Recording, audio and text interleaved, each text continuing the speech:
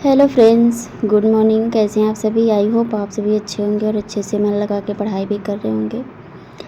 लगभग 1 year complete हो चुके हैं मेरे स्टडी के स्टॉप को। 1 ईयर से ज़्यादा ही हो गए होंगे, क्योंकि मैं प्रेगनेंसी में भी नहीं स्टडी कर पाती थी ज़्यादा।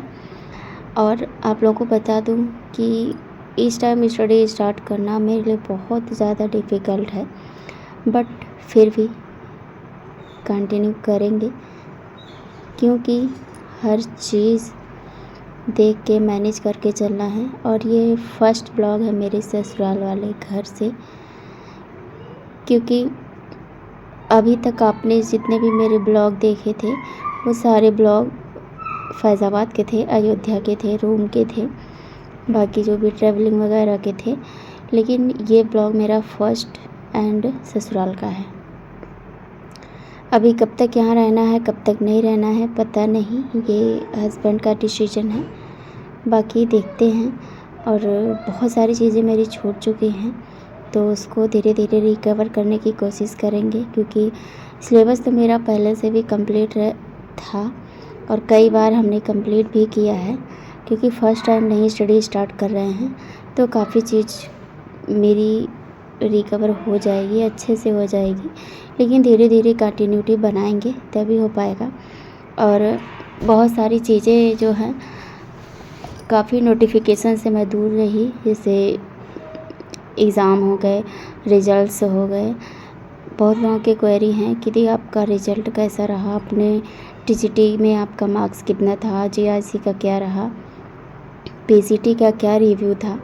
तो फॉर्म मैंने जीआईसी का भी भरा हुआ था, यूपी पीजीटी का भी फॉर्म भरा हुआ था, लेकिन उस टाइम पीजीटी का एग्ज़ाम तो मैं आराम से दे सकती थी, बट जीआईसी का एग्ज़ाम दिसंबर में था और छोटा सा बेबी था, तो नहीं हो पा रहा था, तो वो भी एग्ज़ाम मैंने छोड़ दिया।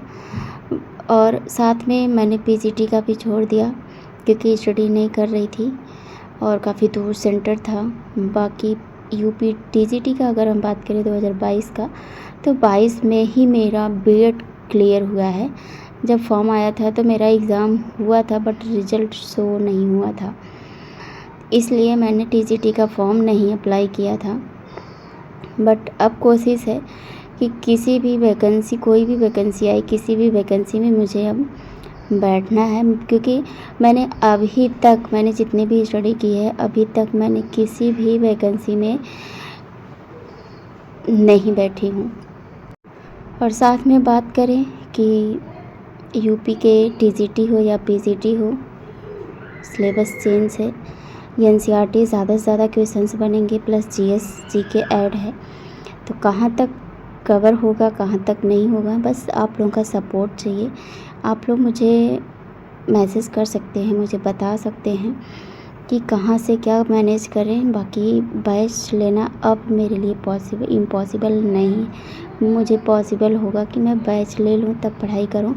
और बैच किसका लेना चाहिए ये भी आप मुझे बताइएगा। और बहुत सारी चीज़ें चेंज हो रही हैं, तो किसका बैच लेना चाहिए, किसका नहीं लेना चाहिए।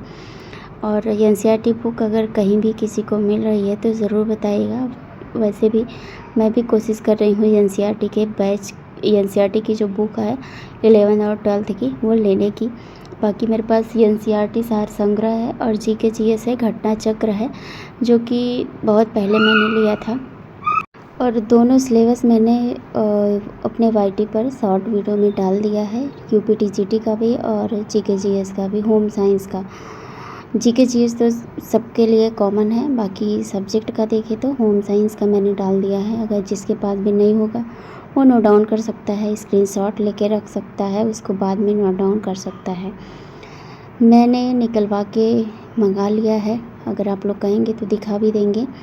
फाइनली मैं एनसीईआरटी का नोट्स बनाने का तैयारी कर रही हूँ, सोच रही हूँ कि एनसीईआरटी की नोट्स बनाऊँ, क्योंकि 11, 12 और भाग 1 भाग 2 लगभग 4 नोट्स बनेंगे अलग अलग।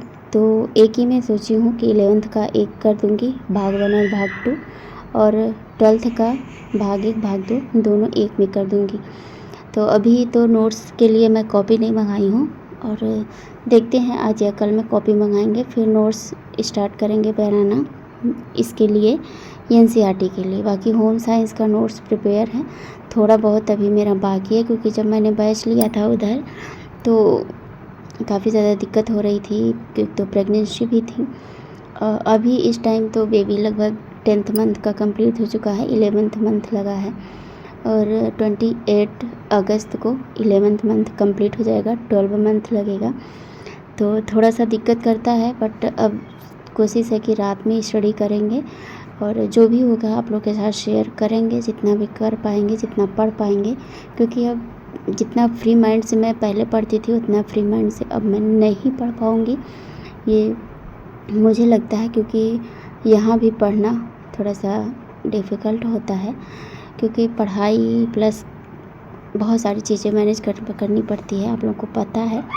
फ़िलहाल मिलते हैं किसी अदर ब्लॉग में, ब्लॉग बनाएंगे तो अपलोड करेंगे, क्योंकि मैं ज़्यादा ब्लॉग नहीं शेयर कर पा रही हूँ इसलिए, क्योंकि काफ़ी चीज़ें मेरी छूट गई हैं। बहुत चीज़ें, बहुत कमेंट्स आते हैं, डेली आते हैं, YT पर भी डेली कमेंट्स आते हैं लगभग कि आप ब्लॉग डालिए, ब्लॉग डालिए, ब्लॉग डालिए। बट देखते हैं जैसा हो पाता है शेयर करेंगे। फ़िलहाल मिलते हैं नेक्स्ट ब्लॉग में, और कोई क्वेरी होगी मेरे से रिलेटेड तो पूछ लीजिएगा, बाकी आप लोग मुझे मैसेज करके ज़रूर रिप्लाई दीजिएगा।